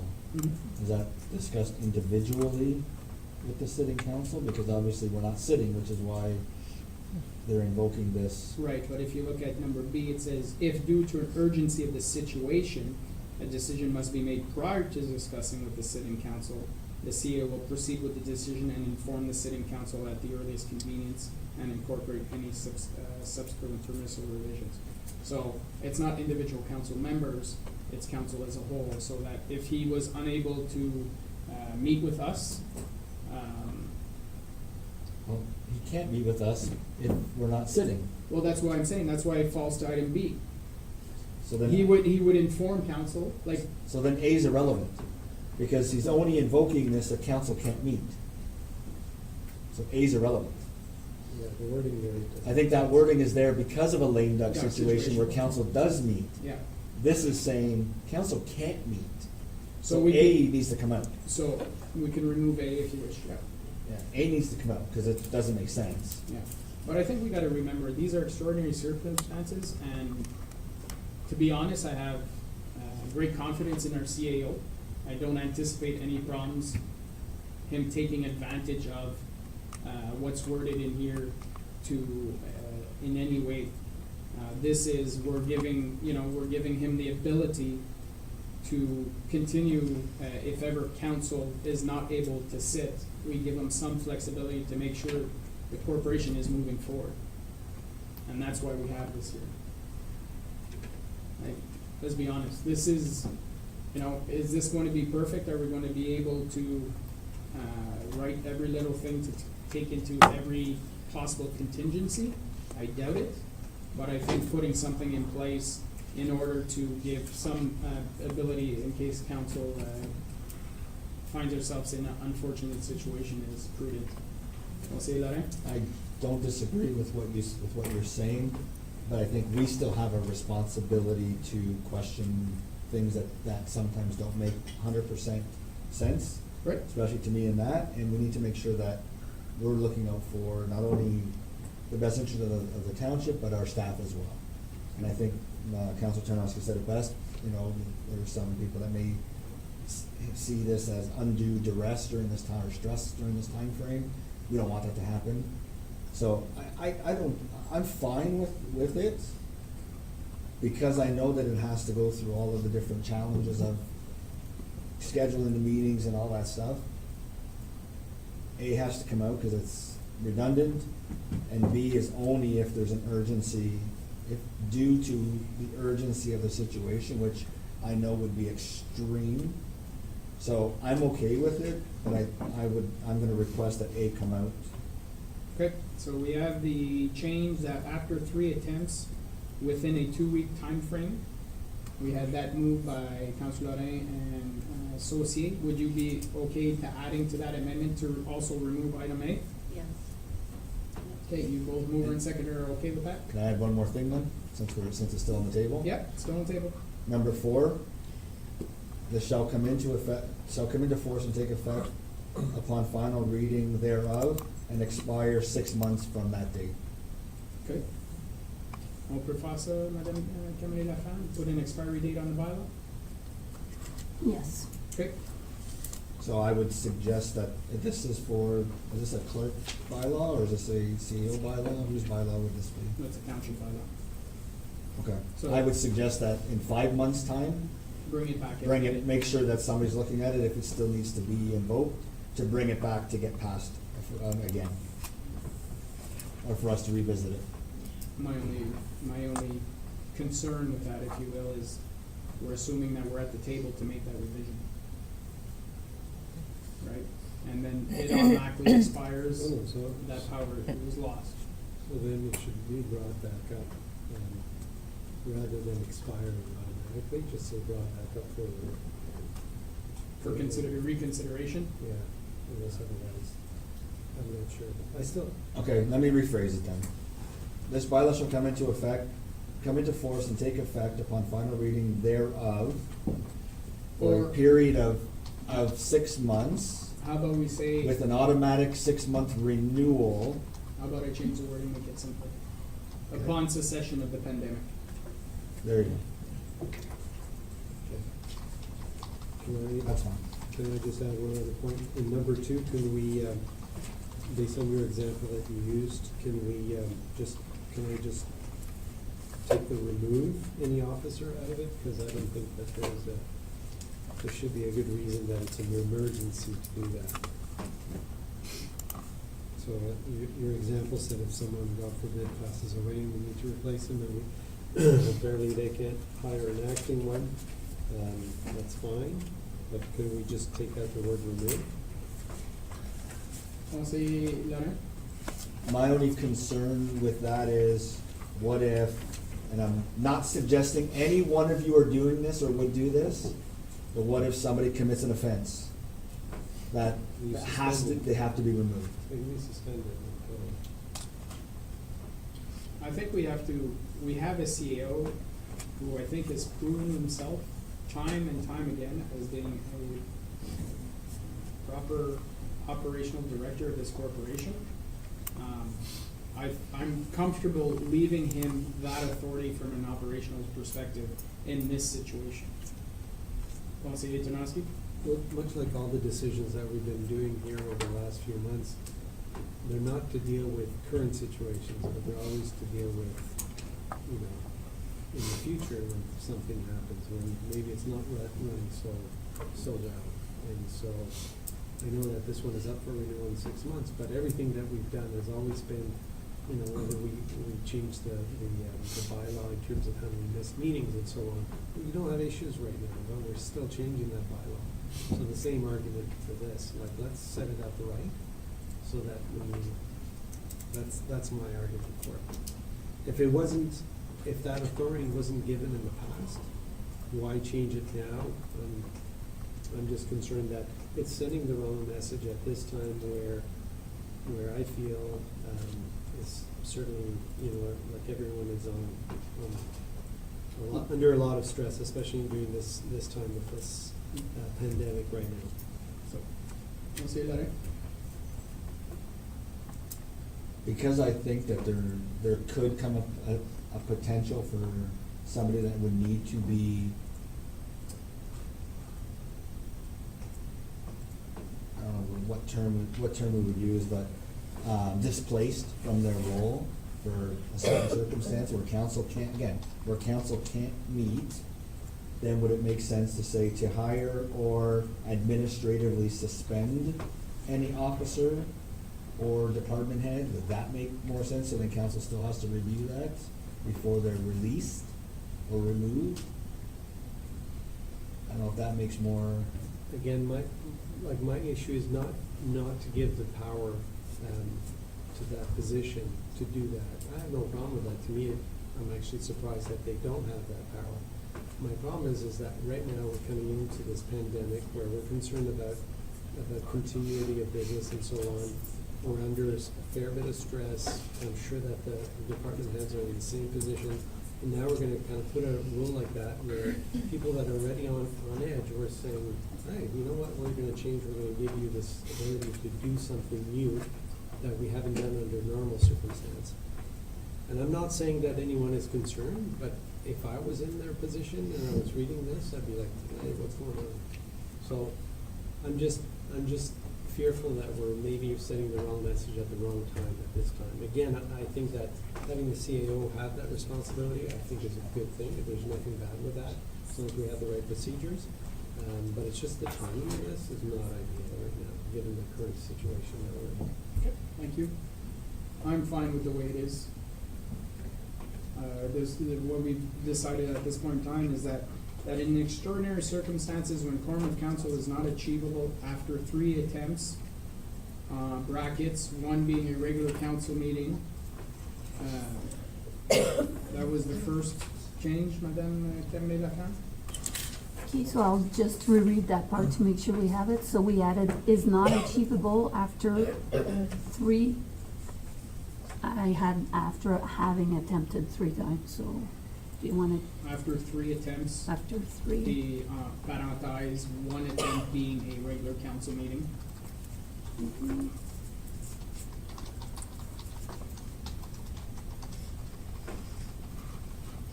So that would read, is not achievable after 3 attempts, and in parentheses, 1 attempt being a regular council meeting to hold a special council meeting. Is that correct? Is that what council wanted? Yeah, okay. Okay. And then we also, we're removing item A. 2A, yes. And then at number 4, I noted at the end, upon cessation of the COVID-19 pandemic. Is that okay? Okay. Councillor Janoski wanted to strike the remove any to hire or remove any officer. He wanted to take out the remove section. I'm fine with the way it's worded now, members of council. If somebody wants to second it, Councillor Janoski's request. So in item 2, that the chief administrative officer shall be the authority to hire or remove any officer or department head from to employment with the township of Russell pursuant to the following protocols in the above mentioned situations.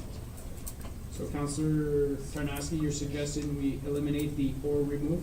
Yeah, and again, I'm in full support of the CEO having that authority down the road. Given the current situation and this last minute, bringing this in, I'm just concerned that we're sending the wrong message and perhaps adding some undue stress and concerns to the department heads. And I'm not sure that that's true or not, but I don't see the reason why we need to do that right now, given everything else that's going on and all the pressure that we're gonna be putting on all of these people right now. I appreciate your thoughts, Councillor Janoski, and I think the key point is we don't know what's coming. So again, that might be a situation we find ourselves in. Again, would have to, there's a report that would still come to council in regards to this situation. But I think that under extreme circumstances sometimes, and this isn't anything different than has been done in the past. The only difference is that we're doing it now because of this situation compared to when we have lame duck situations. You could have brought that up, a year ago, I would have probably had no problem with it. But given we're in this stressful situation right now, I'm concerned that we're sending the wrong message, that's all. Thanks. You suggested that. Is there anybody who wants to support that? Or we're fine with the current wording? I'll second it. You'll second it?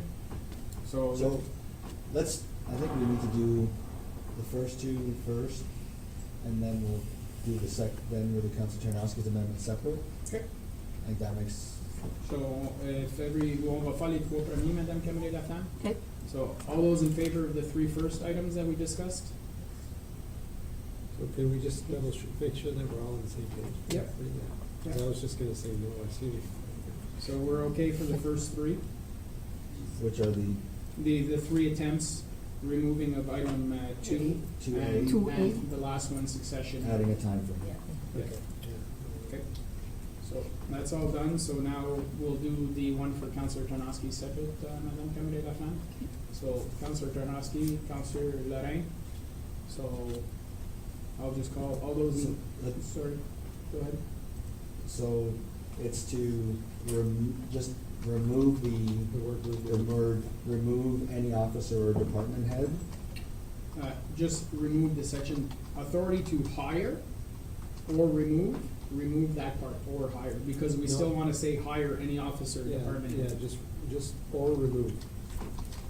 Remove the or remove. And I'm open to revisiting this down the road.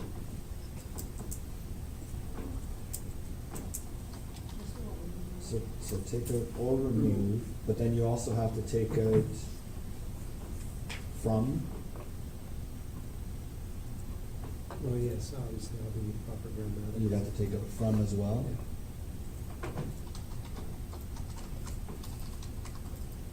And then I'm just reading in B to make sure there's no corresponding.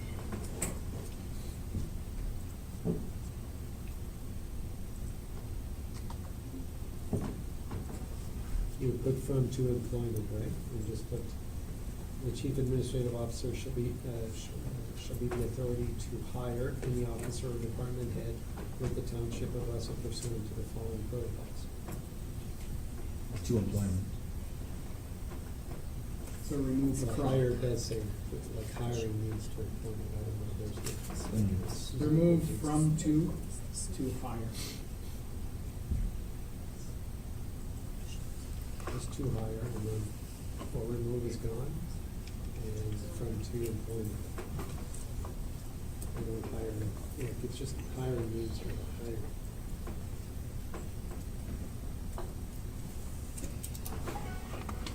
It's correct, avec changement de nom. So if I understood correctly, it would be or remove, that is remove from number 2, and then we strike out as well from to employment. To hire with the township of Russell pursuant to following protocols in above mentioned situation. Give me a second, can you take like 1 minute just to absorb this one? My only concern is that if ever there was a reason that somebody would have to be removed, we've just taken away that power. For the record, we can action on that. If there is a reason, now's not the time to be worried. I'm concerned that we're worried about that right now at the beginning of a pandemic where department heads are gonna be asked to work extra hours and under a lot of stress. And we're kind of starting to put wording like that gives them a little bit of uncertainty. And again, I'm not saying that that is the case. But if I was a department head right now and I was seeing that you're voting on that and you're gonna be asking me to pull double duty, be stressed out for the next 3 to 6 months, I would take that as a slap in the face. And again, not to say that it's not a good idea to have the CEO have that power and everything else, it's just the timing of this is preposterous as far as I'm concerned. So, just to correct me if I'm wrong, so you think that in a time that there is no issues, it's okay to put that in place That's and right, the put the power, rules, yeah. and the CEO should always have that power, based on what you're saying, but we don't have that in place and we're going into a pandemic, so you don't think that's the time to put it in? So again, going back to my point before, it's like the time to put rules in place is when everything's going well. We're coming into a situation where there's a lot of stress, and now we're gonna add this level of uncertainty, or possibly, people, and I don't have no idea what the situation is with the staffing or anything else, but I just think the timing is just, it's not good. You know what, I don't think there's any good timing in this type of situation. Conseil letter? When and this is for Mayor Kennedy, when we invoke this when we invoked this in June, well, I guess it would have been probably March or April of 2018, before the May 1st and then the July or end of June nomination date. You know what it said there? It was- Did we give that authority for that Mr. 6 month Mayor, it was time? adopted on August 26, 2014, the lame duck bylaw for the delegation of authority. August 26. 2014, we didn't put one in place in 2018? Most likely. we would have Yeah, done it as I got this one out. It was. Yeah, we put it, every time there's an election, it goes into Right, place. and Yeah. the verbiage that's on number 2 is exactly what's in that one, It's what I took from 2014. from the 2014? Yes. Copy and pasted. So we've given this in good times all the time. Now it's just, we're adding it because of the situation we find ourselves in. But this has been a standard practice, every time election time comes around.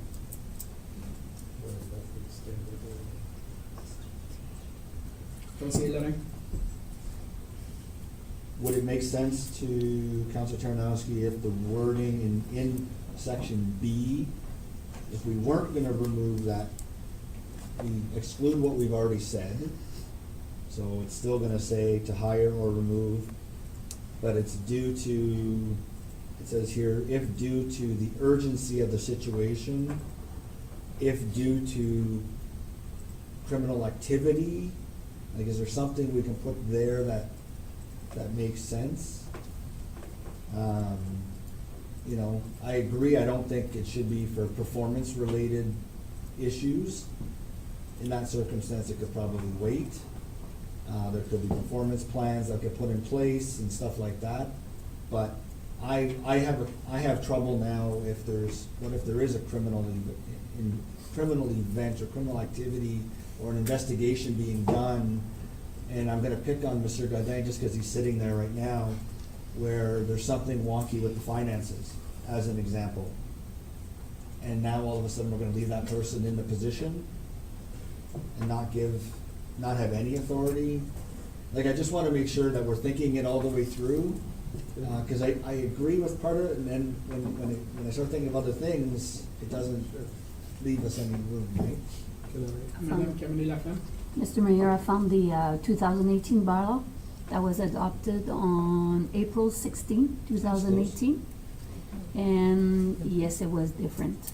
the clauses. I can read them. if- Sure, read it. So the part after the resolve, the first one is that the chief administrative officer is hereby delegated authority as the financial singing authority for expenditures outside the current approved budgets exceeding 50,000. So that's number one.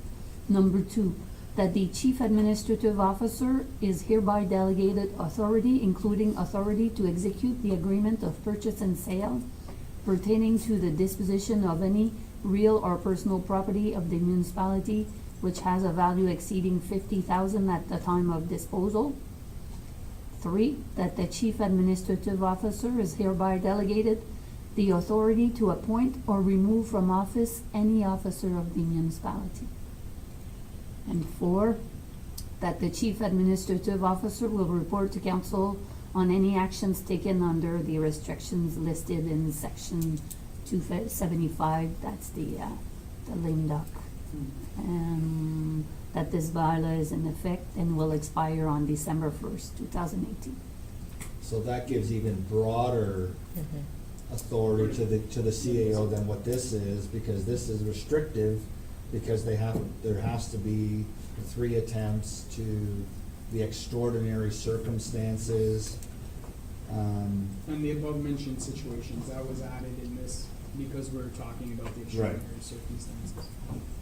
Right, and this one here, we're giving the delegation under number 3 to Madame Tremblay versus the CAO. Right. Like we said, it's been done twice before with no issues at all. I don't think that counts, so that makes total sense. This is a different situation. So you're gonna, maybe there's thoughts with the department heads that there's a concern. So can we, what about if we say, instead of the remove, based on your concerns, Councilor Ray, to say suspend? Administratively suspend?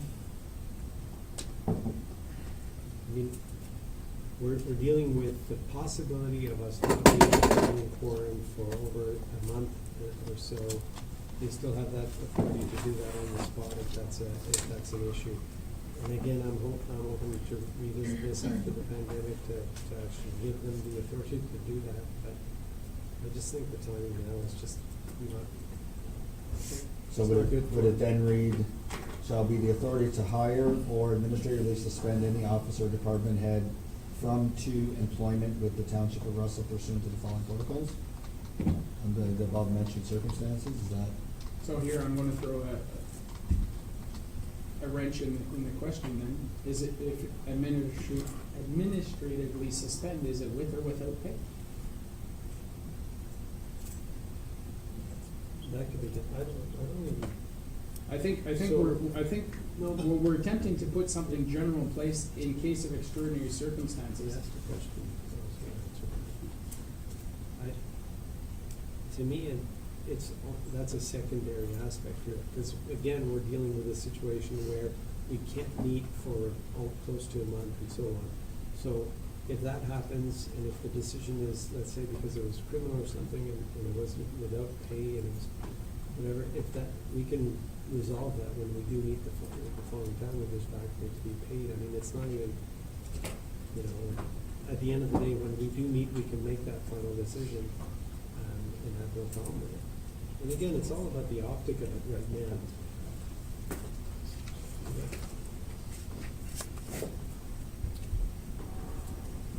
I'm fine with the way it is.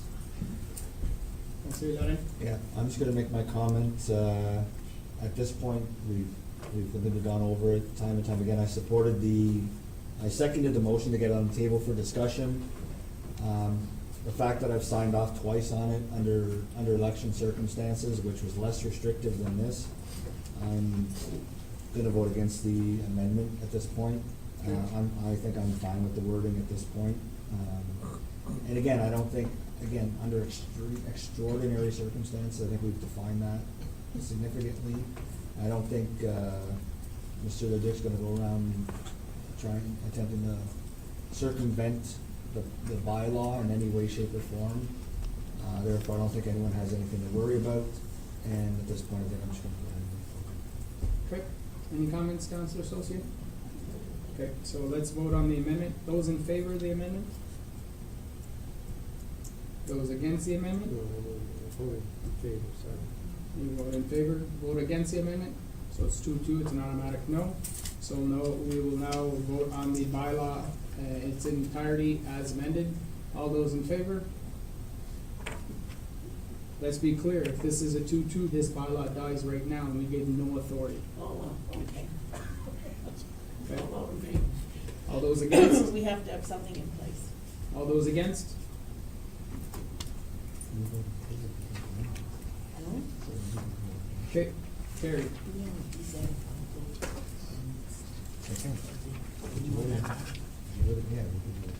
Okay, we'll move on to the next item. Item 17, old business reports, we have none. Item 18, other business, Councilor Associate for Earth Hour. All right, well, it's a perfect time while everybody's hunkering down, so, March 28th, the World Wildlife Federation is hosting, Earth Hour again.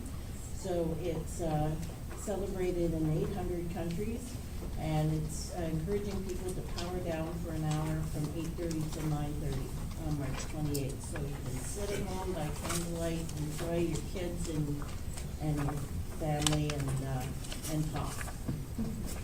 And save power and energy. Thank you very much, Councilor Associate. Item 19, public consultations, we have none. Item 20, closed session, we have none. Item 21, confirmation bylaw, that bylaw 2020-038. Yes. 038, being a bylaw to confirm the proceedings of the Council of Corporation, the Township of Russell, its regular council meeting held on March 16, 2020, be read a first, second, and third time and passed. All those in favor? All those opposed? Carried. Next meeting will be, regular meeting of council will be held on Monday, April 6th. Thank you very much, everyone. Before I adjourn, I just want to congratulate staff again on the amount of work you guys are putting in. I know it's not a pleasant time right now, but it's comforting to know that you guys are there and you guys are doing what you're doing and you're doing it very well. So thank you very much, everybody. Merci.